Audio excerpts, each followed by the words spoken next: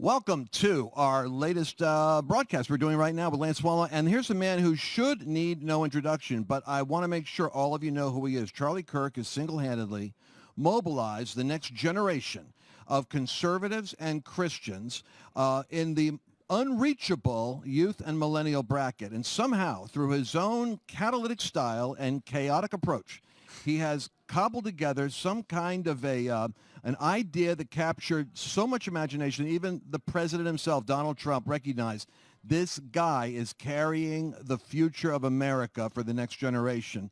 And I want you to meet him and hear from him in person. Charlie Kirk, welcome. Lance, thank you.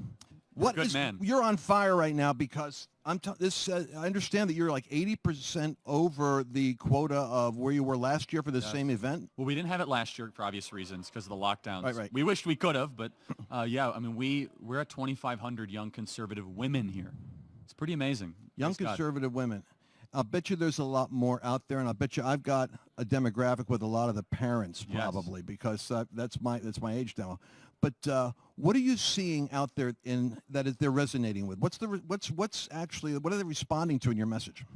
A couple different things. I mean, I talked about this a little bit this morning. I think there is a growing desire and a growing appetite for order in the midst of chaos of our entire society. I think that conservatives must be very clear about what we stand for and why we stand for it, such as things that are eternal, things that are divine, things that have proven to work. We must be rooted in empiricism and not just abstractions, so not just these kind of one-off sound bites, but instead we should really be clear about what we value, which is we want people to have meaningful relationships first with their creator, then hopefully with a significant other, come into a union where they build something that can outlive them, like a family. Right. That is how a civilization continues. And I think you see here at this Young Conservative Women's Summit here in Dallas, that is not a message you hear in secular social media culture or on college campuses. And I think that there's an incredible amount of momentum we have here, Lance. I mean, we could have had this even bigger. The largest ever young conservative female summit that we know of in history. You know, and my daughter, of course, went to college here in a secular campus. She graduated, magna cum laude, and I asked her, I said, what was it like? She said it was a daily battle against indoctrination and a choice as to how you picked your battles if you wanted to have an existence. I mean, where is what's happening now that people out there don't understand about college campuses and education itself? Yeah, college is tough right now just because we really don't know because they've been so locked down. And I did a campus tour this last spring, and some of the campuses didn't allow me. The fight that I'm really focused on, honestly, is this mandatory vaccination fight when it comes to colleges and how these parents are putting up with this. I don't get it. Right. I mean, for example, University of Notre Dame, they just came out, they said 93% of their student body has been vaccinated. That's a higher vaccination rate than the CDC and the NIH. Stop it. And listen, did you see that? And nobody's carrying this soundbite. When when they were asked at the CDC what percentage of the employees working there have been vaccinated, and they looked around, they said 40, 50%. You got to figure if only half of them are actually vaccinated that they know of, what do they know? Or what are they thinking that obviously we're not getting? That's a pretty reasonable question, and I'm not inherently anti-vaccine. I don't like being told to do something without someone explaining the reason for it. And definitely, I'm not taking this vaccine, not at all. But I know people that have, and they have some reasons that they justify themselves to take it. Well, the younger you are, the less sense it makes, and that's the logic of it. So nobody that's ever had COVID has died of having it twice. Right. So the colleges are requiring this. How can they do that? How can they make a student get vaccinated, and why are parents passive over this? So I don't know the law around it. There's a lot of good lawsuits happening. I know that. I do know that parents, quite honestly, are okay with it, which is bizarre, and it's stunning to me. I mean, no donor should ever give money to a university or send your kid to the university for mandatory vaccinations. It's such an easy thing. So anyway, that was just, I'm not sure if you were anticipating me kind of going in that direction, but that's kind of a front and center thing right now. But let's go to something else you're doing, because it goes down to the school board. So that it's not just the colleges, because the colleges is almost like the institutional Seven Mountain stuff. We let the ball got out of our control, but now it's trying to take territory K through 12. But you're doing something very mischievous. I hear that you are just popping up at school board meetings. This is extremely mischievous. Is this what you're doing? Yes. It's been a lot of fun. So I popped up randomly at the Chandler Unified School District a couple nights ago, And look, I'm not a guy that complains about something I'm trying to do about it. I can't stand that. I can't stand this kind of spectator political culture that's been kind of created. Like, oh, here's everything wrong, and America's going into decline. I try to practice what we preach. Don't always do that, but I try my best. And the school board thing, I've been kind of ranting about it for the last couple months. Got married, took some time off, which I was very happy about. And I said, right when I get back, I'm going to do this thing. And so I'm going to be going to school boards all across the summer. I'm just going to be showing up, and if they have me, then great. And if they have some problem with it, then they're going to have to explain to me why. But it's a random showing, so they never know. They never know. So any school board at any time, I hope you guys are listening, you might have me testify there. But the parents need to get involved is the point. And in South Lake here, we've seen something historic happen where they were mobilized. Parents that got informed showed up, and suddenly you're seeing school boards getting flipped over. You're seeing county commission offices being changed, mayors being changed. I think a grassroots mobilization is coming out of the frustration with the election experience November 3rd.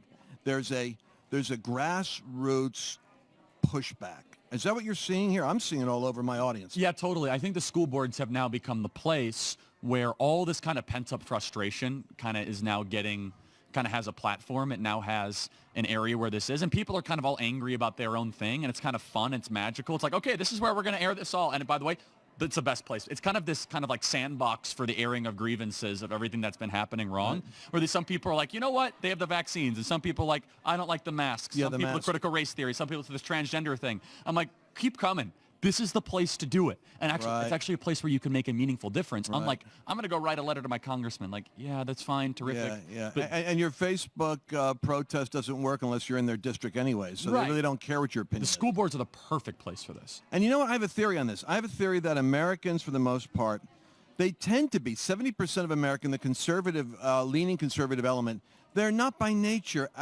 protesters. They're not by nature going to break windows and yell and scream. So it takes a lot to get them to be activists.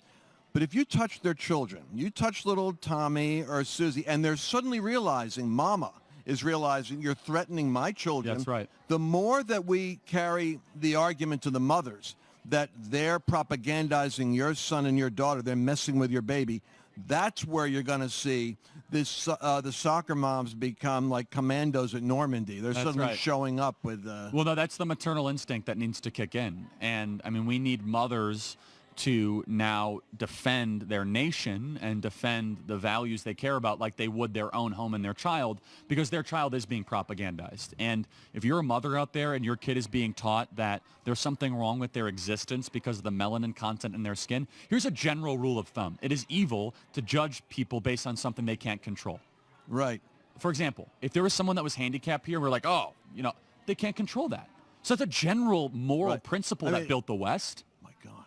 It's crazy. Imagine shaming a child, a 7-year-old, 8-year-old, 9-year-old, 10-year-old, because they have blue eyes or brown eyes or blonde hair. Well, that's what's happening. Well, that's exactly. And we just haven't figured out how to frame the outrage of the week so that it's like, are you aware of this? Because I still think there's a certain amount of America that's going, what are they doing? It's like, well, no, it's almost so evil and insidious. Yeah, people dismiss it at face value. Like, oh, no, it can't be that bad. This has got to be some SNL prank. No, it actually is that bad. No, it's that bad. This is Nathan Bedford Forrest, John C. Calhoun, Nicole Hannah-Jones. All three of them have three names. And they're all they all taught the same thing. John C. Calhoun repopularized slavery in the 1820s. Nathan Bedford Forrest started the KKK. Nicole Hannah-Jones runs the 1619 Project. All of them think skin color matters. If you think skin color matters, you're a racist. Well, you know what? Let me tell you something right now. Those of you that are watching this, I want to make sure that you're able to keep track with Charlie, because you can hear these wild ideas every day. Tell us about your podcast and your radio. How do they keep in touch with you? They are wild, and they're fun, entertaining, and true. They can check out the Charlie Kirk Show podcast. Every phone out there has a podcast app, so if they take it out, type in Charlie Kirk Show, hit subscribe. You've been a guest on our podcast. Indeed, I have. And you will be again. We might re-air this on our podcast for all we know. I think so. If you'll allow us to. Absolutely. Oh, absolutely. Well, there we go. Since I started hanging out with you, my reputation went down the toilet. I want you to know. There you go. Well, and that's setting us up for the next conversation I want to have, which is how we can expand the number of people that are scandalized by association with you. Because I'm frustrated with the response of the church in general. Oh, this that's is my always pet fun. peeve. And a lot of it is like people of faith, you would think that they would identify with these issues. But for the most part, there's like a massive disconnect, and I don't know how to Well, I describe have to it. say this. I know we're up against a hard break. I know. I got this text message. You're like, Charlie, you're trending on Twitter. I said, you know what? It feels the same as when I didn't know I was trending on Twitter. I deleted Twitter from my phone. People say, oh, yeah, these pastors are coming after you. I said, really? They've never called me.